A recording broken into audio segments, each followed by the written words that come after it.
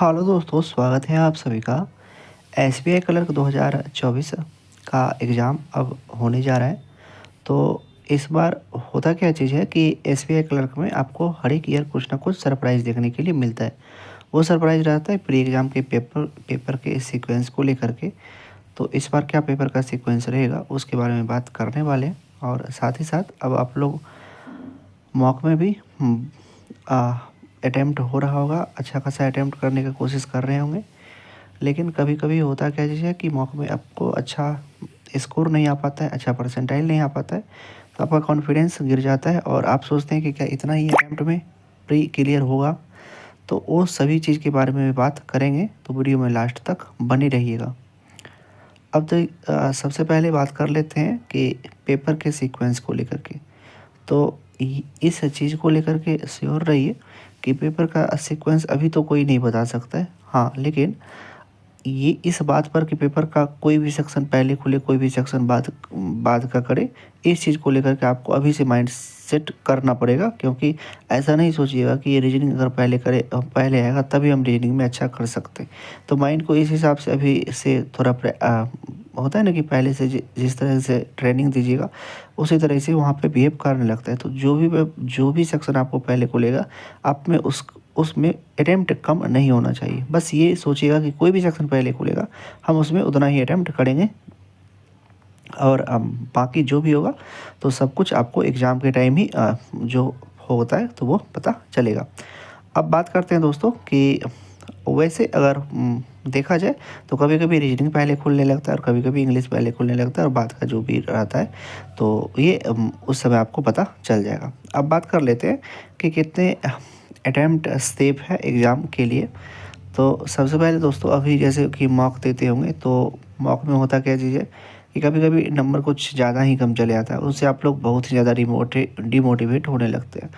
तो अगर आप अभी भी मॉक दे रहे हैं, मॉक के स्कोर को देख रहे हैं, तो स्कोर देखिए और सिर्फ उसमें इतना ही देखिए, ना ही परसेंटाइल कुछ भी हम ज़्यादा देखना नहीं रहता है। मॉक में सिर्फ ये देखिए कि हम जितना भी अटेम्प्ट कर रहे हैं उसमें हम गलती कितना किए, सही कितना किए और मेरा जो क्वेश्चन गलत हुआ वो किस वजह से हुआ। क्या हमने क्वेश्चन को सही कर लिया था कि हम मेरा यहाँ पे कॉन्सेप्ट में मतलब जो पढ़ा हुआ था तो कुछ कॉन्सेप्ट की कमी की वजह से मेरा क्वेश्चन गलती हो गया या हमको कुछ कैलकुलेशन मिस्टेक हो गया। तो ये सभी चीज़ एनालाइज करने का बात होता है।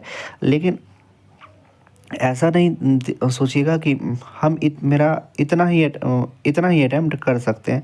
वो होता क्या चीज़ है कि मॉक में हर एक तरह का डिफ़िकल्टी रहता है, अलग-अलग प्लेटफ़ॉर्म का अलग-अलग डिफ़िकल्टी लेवल रहता है।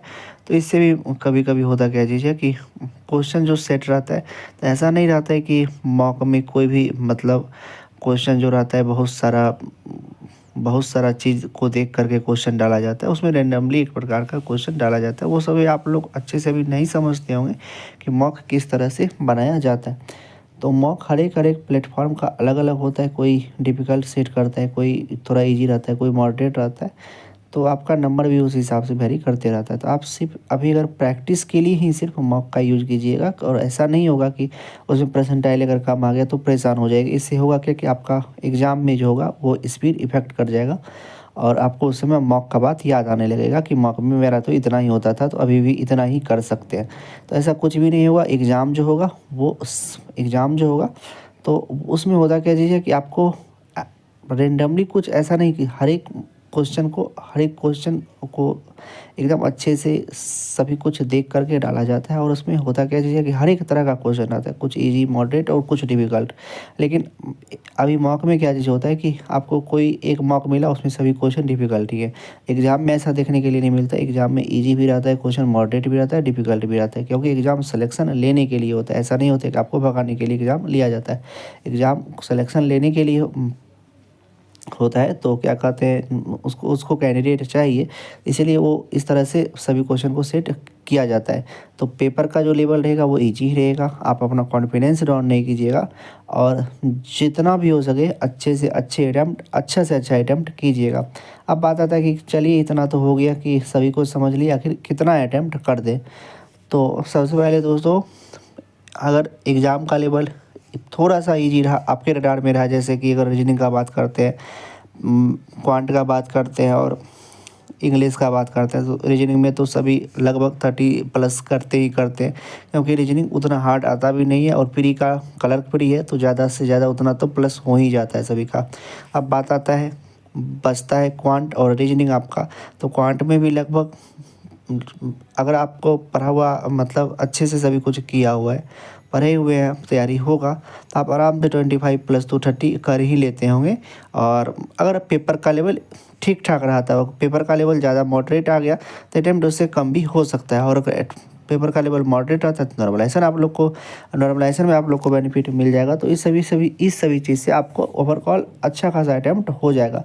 तो बस ऐसे ही पेपर को अटैम्प्ट करना है और ज़्यादा टेंशन नहीं लेना है। टेंशन लीजिएगा तो पेपर का अटैम्प्ट गिर जाएगा, और टेंशन अगर नहीं लीजिएगा, माइंड फ्री रखिएगा, तो ओवरऑल अटैम्प्ट आप लोग का बहुत ही अच्छा हो जाएगा। और इस बार मतलब अभी तक तो इसमें कोई भी सेक्शन में कट ऑफ है नहीं, ओवरऑल अटैम्प्ट ही मायने रखेगा। तो जितना भी हो सके सभी कुछ अच्छे से कीजिएगा और अपना पेपर को अच्छा कीजिएगा। अब चलिए दोस्तों, वीडियो को यहीं तक रहने देते हैं, मिलते हैं इसी तरह के किसी एक दूसरे वीडियो में। तब तक आप अपना ध्यान रखिए।